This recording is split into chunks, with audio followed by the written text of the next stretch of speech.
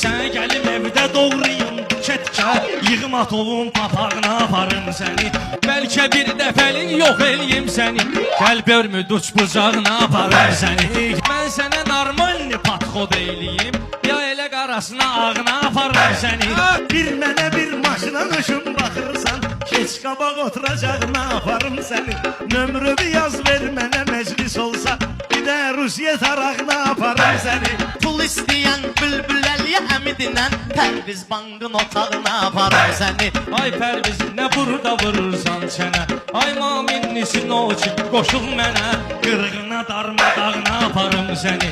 Seyidsiz Xəzərdə göyərçin kimi, sonra diyan sahildə pingvin kimi. Mən sonra lampadan çıxın cin kimi, qoyun balıq qulağına aparım səni.